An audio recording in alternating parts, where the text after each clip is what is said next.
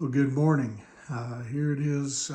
It's Thursday, and which means we're now on the downhill slide, toward the weekend. Today is March the 27th, and anyway, I hope you had a great Wednesday. I hope you had a great hump day. Hopefully, you were able to get over the hump of this week and maybe start, working toward, getting ready for the weekend, but maybe kind of looking toward, winding some things down. But whatever the case may be, God has now blessed us with the breath to breathe here on this Thursday morning, and I certainly hope and pray that, this morning finds you feeling well. Hope it finds you well rested and ready to tackle the opportunities that God has richly blessed us with here on this Thursday morning. This morning, I'd like to share a devotional with you entitled "Have Mercy." In 2 Samuel chapter 9, verse 8, it says this: Mephibosheth bowed respectfully and exclaimed, "Who is your servant that you should show such kindness to a dead dog like me?"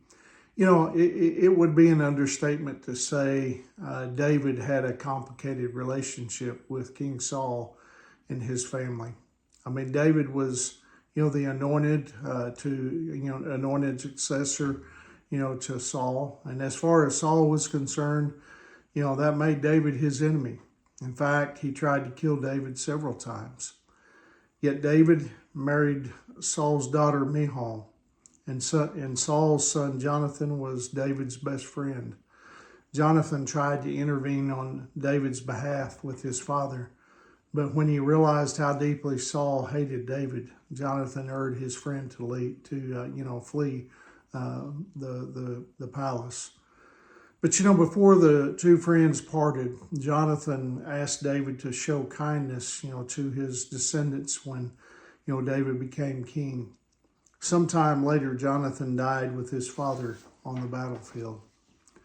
History tells us that, the first thing many people do when they rise to power is eliminate any potential, rivals or threats.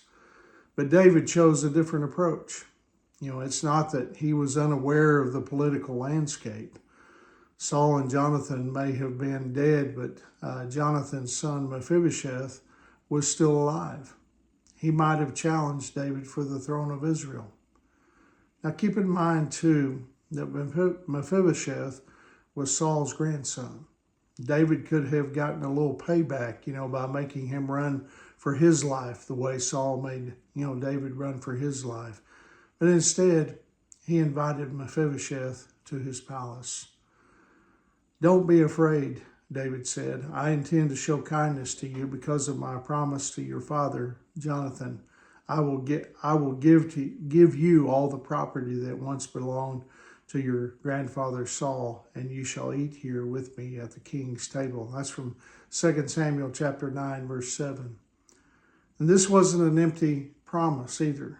4 verses later, we find these words: "And from that time on, Mephibosheth ate regularly at David's table like one of the king's own sons."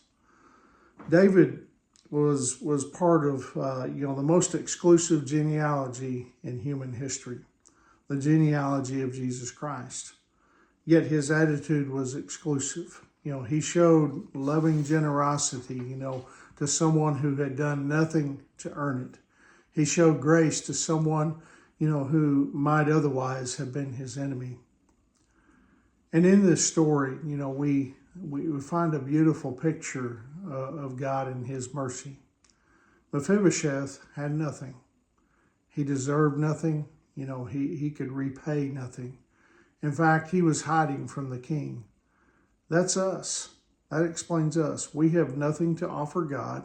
We've done nothing to deserve, his favor or his forgiveness. Sometimes we even try to hide from him. And what does he do? He seeks us out. He adopts us and he invites us to eat at his table. He makes us part of his royal family. This is the relationship God wants with you. And that's why it's essential, that you get to know him for yourself. because he loves you. I mean, he has a plan for your life that's better than your plan for yourself. But you need to come to him. Mephibosheth could have refused David's offer. He might have said, well, I'm not going to that palace. I'm not going to sit at his table. I don't want any of it. I want to stay here in Lodabar and, watch the tumbleweeds blow by. But you see, instead, he made a wise decision, that changed his life.